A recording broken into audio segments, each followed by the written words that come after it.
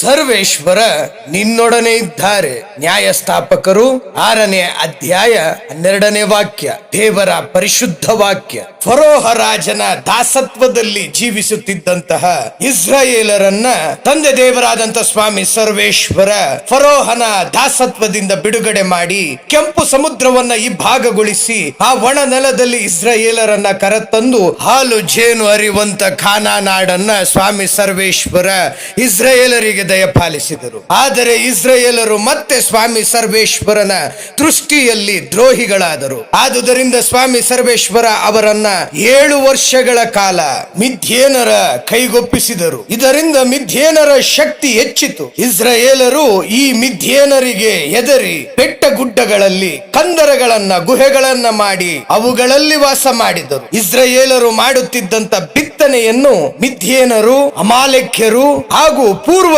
ದೇಶದವರು ಇಸ್ರಾಯೇಲರ ವಿರುದ್ಧ ದಂಡೆತ್ತಿ ಬಂದು ಇವರ ಬಿತ್ತನೆಯನ್ನ ಹಾಳು ಮಾಡುತ್ತಿದ್ದರು. ಮಿದ್ಯೇನರು ಹಾಗೂ ಅಮಲೇಕ್ಯರು ಕೊಡುತ್ತಿದ್ದಂತ ಕಾಟವನ್ನ ತಾಳಲಾರದಂತ ಇಸ್ರಾಯೇಲರು ಸ್ವಾಮಿ ಸರ್ವೇಶ್ವರನಾದ ಯೆಹೋವ ಸ್ವಾಮಿ ತಂದೆ ದೇವನಿಗೆ ಮೊರೆ ಇಟ್ಟು, ಸರ್ವೇಶ್ವರ ನಮ್ಮನ್ನ ಕಟಾಕ್ಷಿಸಿ ನೋಡಿ ನಮ್ಮನ್ನ ಕಾಪಾಡು ಎಂದು ಪ್ರಾರ್ಥಿಸಿದರು. ಆಗ ಸ್ವಾಮಿ ಸರ್ವೇಶ್ವರನಾದ ಯಾವೇ ಯೆಹೋವ ತಂದೆ ದೇವರು ಮಾನಸೆ ಕುಲದ ಅಬಿಹೇಜರನ ಗೋತ್ರದವನಾದ ಯೆಹೋಶನ ಮಗನಾದ ಗಿದ್ಯೋನನಿಗೆ ಯಾವೇ ಯೆಹೋವ ದೂತನು ಗಿದ್ಯೋನನಿಗೆ ಕಾಣಿಸಿಕೊಂಡು, ಸರ್ವೇಶ್ವರನು ನಿನ್ನ ಸಂಗಡ ಇದ್ದಾನೆ, ಪರಾಕ್ರಮಿ ಯೋಧ ಎಂದು ಹೇಳಿದನು. ಕರ್ತನು ನಮ್ಮ ಬಗ್ಗೆ ಏನು ಹೇಳುತ್ತಾನೆ ಎಂಬುದು ನಾವು ನಮ್ಮ ಬಗ್ಗೆ ಏನು ಯೋಚಿಸುತ್ತೇವೆ ಎನ್ನುವುದಕ್ಕಿಂತ ಹೆಚ್ಚು ಮುಖ್ಯವಾಗಿದೆ. ದೇವರು ನಮ್ಮನ್ನ ಮನುಷ್ಯರು ನೋಡುವಂತೆ ನೋಡುವುದಿಲ್ಲ. ಗಿದ್ಯೋನನು ತನ್ನ ಅತ್ಯಂತ ಕೆಳಮಟ್ಟದಲ್ಲಿದ್ದಾಗ ದೇವರು ಅವನನ್ನ ಪರಾಕ್ರಮಿ ಯೋಧ ಎಂದು ಕರೆದರು. ಇಂದು ನಾವು ಸಹ ಅತ್ಯಂತ ಕೆಳಮಟ್ಟದಲ್ಲಿರಬಹುದು,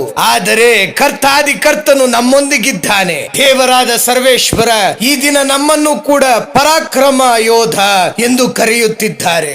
ಸೈತಾನನ ಎಲ್ಲ ಉಪದ್ರವಗಳನ್ನ, ಸೈತಾನನ ಎಲ್ಲ ಕಾರ್ಯಗಳನ್ನ ಭೇದಿಸಿ ಚದುರಿಸಲು ಕರ್ತಾದಿ ಕರ್ತನು ಈ ದಿನ ನಿನ್ನೊಂದಿಗಿದ್ದು ನಿನ್ನನ್ನ ಪರಾಕ್ರಮಿ ಯೋಧನನ್ನಾಗಿ ಸಿದ್ಧ ಮಾಡಿದ್ದಾರೆ. ಈ ಲೋಕದಲ್ಲಿ ನಿನ್ನ ಮೂಲಕ ದೊಡ್ಡ ವಿಷಯಗಳನ್ನ ಮಾಡಲು ಸರ್ವೇಶ್ವರನಾದಂತ ದೇವರು ನಿನ್ನೊಂದಿಗಿದ್ದಾರೆ. ನನ್ನ ಪ್ರೀತಿಯ ಸ್ನೇಹಿತನೇ, ಈ ಧ್ವನಿಯನ್ನ ನೀನು ಆಲಿಸುತ್ತಿರುವಾಗಲೇ ನಿನ್ನ ಕಣ್ಗಳನ್ನ ಮುಚ್ಚಿ ಕರಗಳನ್ನ ಜೋಡಿಸಿ ಶಿರಭಾಗಿ ನಿನ್ನನ್ನೇ ನೀನು ದೇವರಿಗೆ ಸಮರ್ಪಿಸು. ದೇವರಾದಂತ ಸರ್ವೇಶ್ವರ ಯಾವೇ ಯೆಹೋವ ದೇವನಿಗೆ ನನ್ನನ್ನೇ ನಿನ್ನನ್ನೇ ಸಮರ್ಪಿಸಿಕೊಂಡು ದೇವರಿಗೆ ಹೇಳೋಣವೇ, ಸ್ವಾಮಿ ಸರ್ವೇಶ್ವರನಾದ ದೇವನೇ, ನಿನ್ನ ಆಲೋಚನೆ ನನ್ನ ಬಾಳಿನಲ್ಲಿ ನೆರವೇರಲಿ, ನನ್ನನ್ನ ನಿನ್ನ ಚಿತ್ತದಂತೆ ಉಪಯೋಗಿಸಿ ನನ್ನನ್ನ ಮುನ್ನಡೆಸು ಎಂಬುದಾಗಿ ಪ್ರಾರ್ಥಿಸೋಣವೇ. ಆಮೆನ್.